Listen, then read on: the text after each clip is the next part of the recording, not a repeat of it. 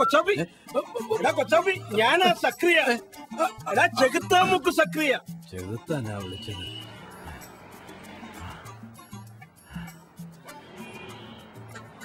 ഞാൻ കരുതി വേറെ ആരെന്നാ. അല്ല, നിന്നെ പോലീസ് വിളിച്ചെന്ന് കേട്ടല്ലോ. പോലീസുകാരന്റെ മാനുവലിന്റെ ഫോണിലെ നമ്പർ കണ്ട് വിളിപ്പിച്ചതാ. എന്നിട്ട് എന്തായി? എന്താകാനാ, അവരോരോന്നൊക്കെ ചോദിച്ചു. ഞാൻ തട്ടുകേട് കിട്ടാത്ത രീതിയിൽ മറുപടിയും കൊടുത്തു. ഇനി പറഞ്ഞിട്ട് എന്നാ കാര്യം? നയാ പൈസക്ക് ഗുണമില്ലാണ്ടായില്ലേ? അതന്നെ, റോണി എല്ലാ സ്വത്തുകളും വിറ്റല്ലോ, അതിനൊരു പങ്ക് നിനക്കും കിട്ടേണ്ടതല്ലേ?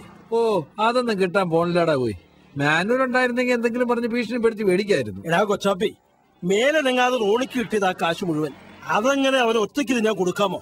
മൂന്നാറ്റിന്ന് നിന്നെ ഇങ്ങോട്ട് വിളിപ്പിച്ച ഞാനല്ലേ? അതൊക്കെ ശരിയാ. ഇനി മൂന്നാറ്റിലേക്ക് തിരിച്ചെല്ലാൻ പറ്റാത്ത അവസ്ഥ എന്റെ. അതാ ഞാൻ പറഞ്ഞത്, ഇവിടെ ഒരു പിടി പിടിക്കാൻ. ഞാൻ എന്നാ വേണമെന്നാ നീ പറയുന്നത്? റോണിയെ കാണണം, സ്വത്തിനൊരു വീതം നിനക്ക് വേണോന്ന് പറയണം. ജേക്കബ് മുതലാളിയുടെ മരണവും ആനിക്കൊച്ചമ്മയെ ഭ്രാന്തിയാക്കിയ കഥയൊക്കെ നിനക്കറിയാവുന്ന റോണിക്കും അറിയാലോ. ആ വഴിക്കൊരു പിടി പിടിച്ച നല്ലൊരു തുക നിനക്കും കിട്ടും. ഒന്ന് നോക്കല്ലേ? പിന്നെ പോയാലൊരു വാക്ക്, കിട്ടിയാലൊരു ആനയെന്ന് പറഞ്ഞ പോലെ ആ കാര്യങ്ങളെ ഒന്ന് മുട്ടി നോക്ക. വേറൊരു കുഴപ്പമുണ്ട്. റോണി ഇപ്പൊ ഒളിവില്ല. എവിടാണെന്ന് അറിയത്തില്ലേ? ഇവിടെ എങ്ങാനും ഉണ്ട്, സൂക്ഷം പറയാൻ പറ്റത്തില്ല. അതന്വേഷിച്ച് കണ്ടുപിടിക്കാനാണോ പാട്?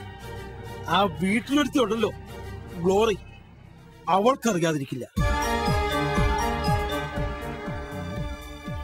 ഒന്ന് ചോദിച്ചു നോക്കല്ലേ? ചോദിക്കേ.